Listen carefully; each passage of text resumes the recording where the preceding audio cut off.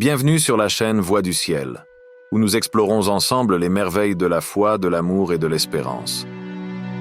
Aujourd'hui, nous allons parler d'un sujet universel et profondément réconfortant. L'amour de Dieu et sa miséricorde. Cet amour, infiniment pur et inconditionnel, transcende toutes les barrières et offre une espérance immuable, même dans les temps les plus sombres. Prenons le temps de méditer ensemble sur cette vérité qui change les vies. Chapitre 1. L'amour de Dieu révélé dans la création.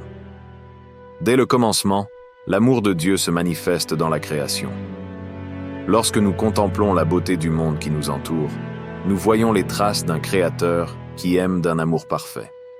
Chaque lever de soleil, chaque goutte de pluie, chaque battement de cœur témoigne de cet amour.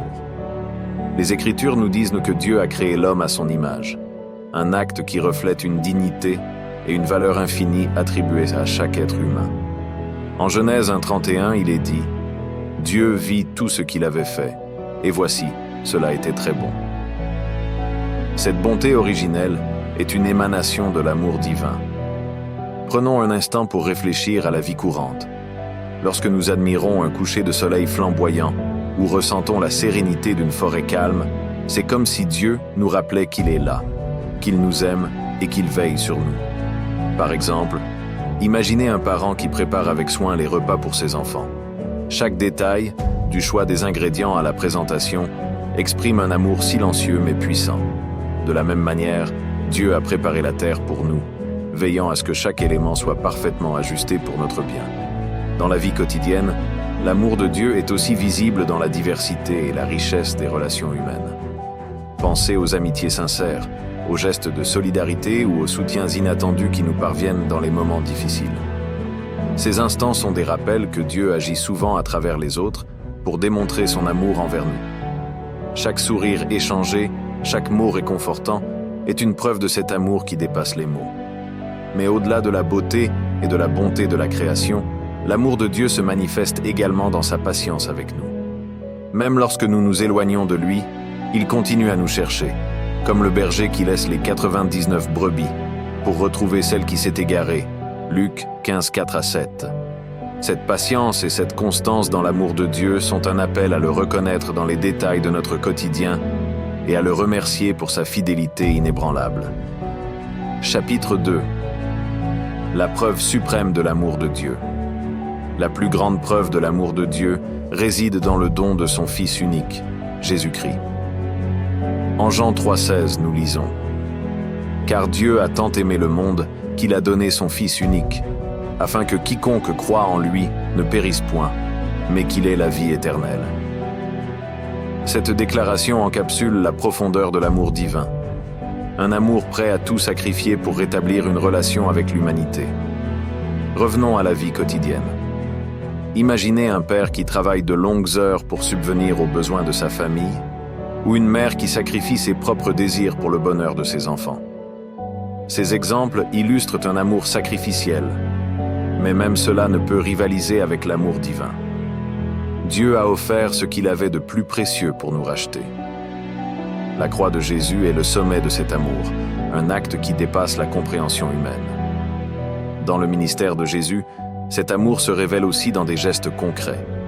Il guérit les malades, comme l'aveugle Bartimée, Marc 18:46-52. Il console les affligés, comme la veuve de Naïn, Luc 7:11-17, et il pardonne ceux qui sont rejetés, comme la femme adultère, Jean 8, 1-11. Ces récits ne sont pas seulement des histoires anciennes. Ils nous rappellent que l'amour de Dieu est actif et présent dans nos vies aujourd'hui. Considérez également les moments de notre propre existence où nous avons expérimenté une aide ou un soulagement inattendu. Peut-être qu'un ami a tendu la main au moment où vous en aviez le plus besoin, ou qu'une prière silencieuse a trouvé une réponse miraculeuse. Ces expériences, grandes ou petites, témoignent de cet amour divin qui agit encore aujourd'hui, souvent d'une manière discrète mais puissante. La croix, symbole du sacrifice ultime, nous invite aussi à réfléchir sur notre propre capacité à aimer. Sommes-nous prêts à offrir un pardon sincère, à tendre la main à ceux qui souffrent, ou à sacrifier notre confort pour le bien des autres? Ces questions nous aident à approfondir notre compréhension de l'amour de Dieu et à chercher à vivre cet amour dans nos relations quotidiennes. Chapitre 3. La miséricorde de Dieu dans nos vies. La miséricorde de Dieu est l'expression de son amour pour nous, même lorsque nous ne le méritons pas. En Lamentations 3, 22 à 23, il est écrit « Les bontés de l'Éternel ne sont pas épuisées. Ses compassions ne sont pas à leur terme. Elles se renouvellent chaque matin. » Cela signifie que, peu importe nos erreurs, Dieu offre un nouveau départ à ceux qui se tournent vers lui avec un cœur sincère. Dans notre quotidien, nous voyons souvent des reflets de cette miséricorde. Pensez à un enseignant qui donne une seconde chance à un élève qui a échoué, ou à un ami qui pardonne une offense sans condition.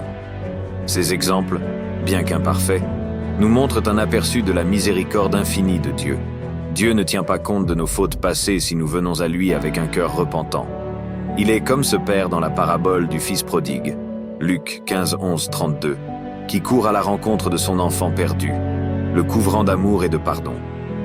Un autre exemple courant est celui d'un médecin qui soigne un patient sans demander de récompense, simplement par compassion. Dieu agit ainsi dans nos vies. Lorsque nous sommes malades spirituellement, il est là pour nous guérir, nous restaurer et nous offrir une nouvelle chance. Il nous appelle à ne pas nous juger trop sévèrement, mais à accepter sa miséricorde et à avancer avec confiance. Dans la vie quotidienne, la miséricorde se manifeste aussi dans nos propres relations.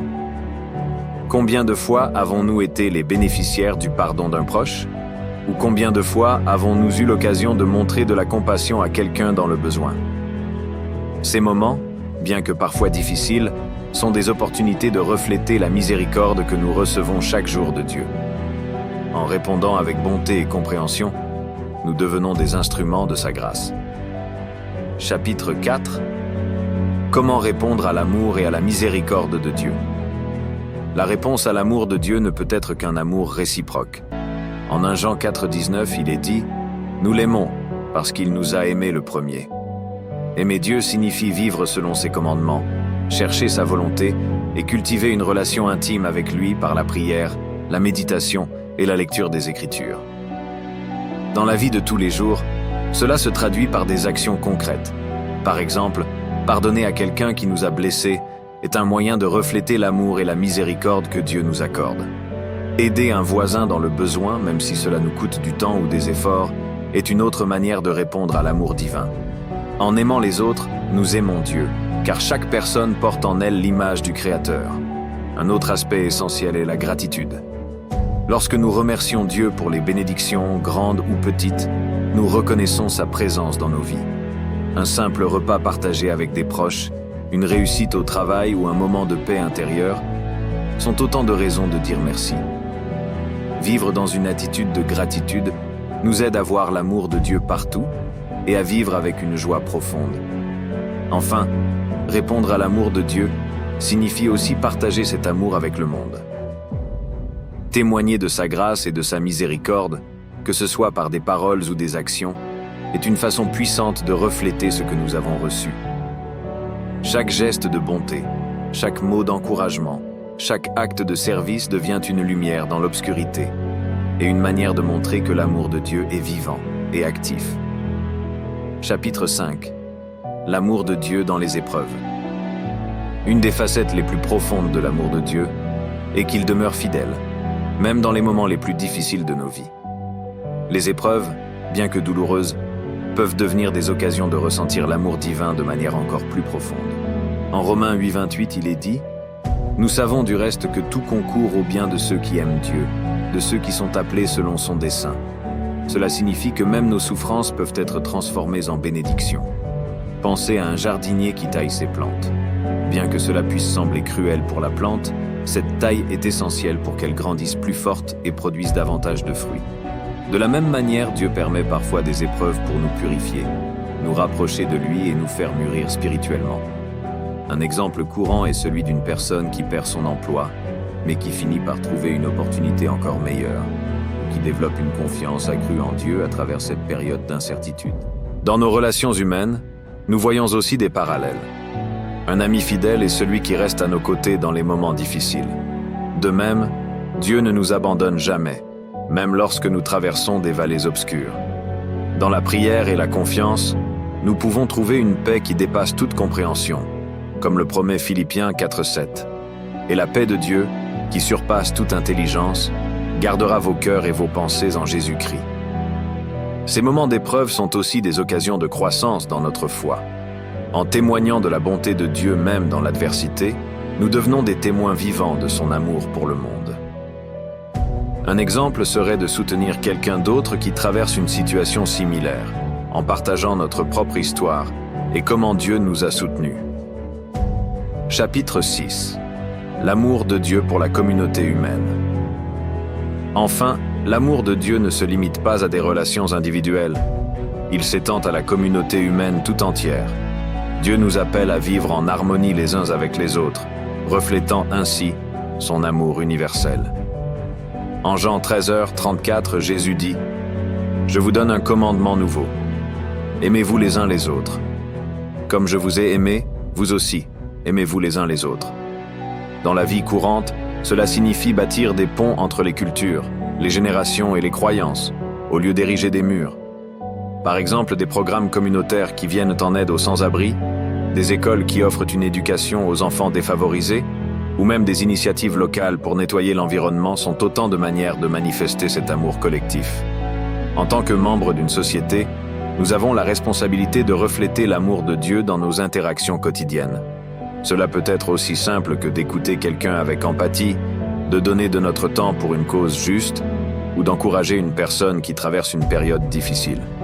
Par ces actions, nous devenons des instruments de paix et de réconciliation, témoignant de la réalité de l'amour divin dans un monde souvent divisé. Conclusion. Sur la chaîne Voix du Ciel, nous croyons fermement que l'amour de Dieu et sa miséricorde sont des vérités qui peuvent transformer nos vies. Il nous rappelle que nous ne sommes jamais seuls, que chaque jour est une nouvelle opportunité pour commencer à nouveau, et que même dans nos épreuves, nous avons un Père céleste qui veille sur nous avec amour. Avant de conclure, réfléchissez à ceci. Comment l'amour et la miséricorde de Dieu se manifestent-ils dans votre vie aujourd'hui? Prenez un moment pour remercier Dieu et demandez-lui de vous aider à être un canal de son amour pour les autres. Que cet amour et cette miséricorde continuent d'inspirer nos vies, de renforcer notre foi et de nous pousser à aimer sans limite. Merci d'avoir partagé ce moment avec nous. N'oubliez pas de vous abonner à Voix du Ciel pour d'autres messages d'inspiration et de foi. À bientôt et que Dieu vous bénisse. Amen.